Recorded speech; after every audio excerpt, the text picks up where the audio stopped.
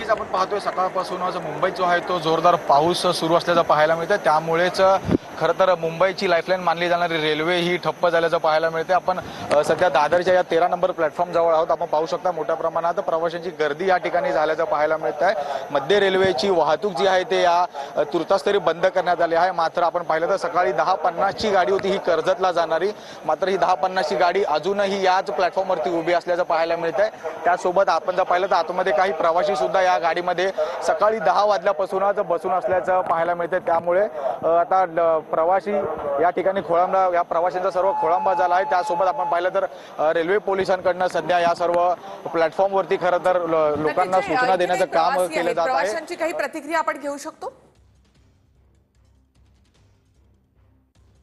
आपण इथे काही प्रवाशांशी सुद्धा बोलून नक्की प्रतिक्रिया जाणून घेणार आहोत। तर दादा, एकूणच काय सांगणार, कधीपासून तुम्ही इथे उभा आहात, काय तुमची प्रतिक्रिया?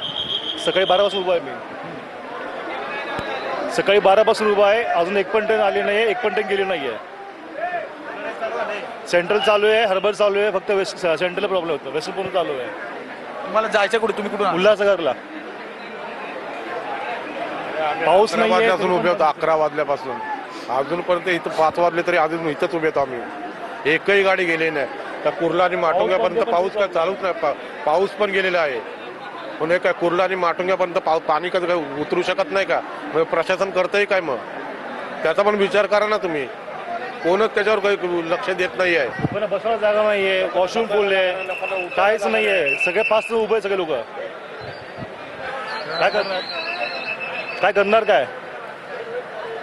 रोडनी जाऊ शकत नाही, बस नाहीये।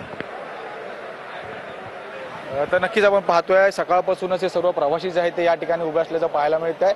मध्य रेल्वे खरं तर ठप्प झाल्यामुळे आता मोठ्या प्रमाणात गर्दी या प्लॅटफॉर्मवरती झाल्याचं पाहायला मिळते। त्यासोबत आता रेल्वे प्रशासनाकडनं सुद्धा या सर्व प्रवाशांना जे आहे ते सूचना देण्याचं काम करण्यात येत आहे। आपण जर पाहिलं तर सकाळपासून सुरू असलेल्या पावसामुळे या ट्रेनमधून सुद्धा करंट जो आहे तो पास होऊ शकतो, त्यामुळे लोकांमध्ये खरं तर कुणाला दुखापती होऊ शकते याच्या सूचना खरं तर या संपूर्ण रेल्वे प्रशासनाकडनं आता सध्या तरी देत आहे। त्यामुळे आता मुंबई रेल्वे जे आहे ते कधीपासून सुरू होणार हे खरं तर पाहणं तितकंच महत्त्वाचं असणार आहे।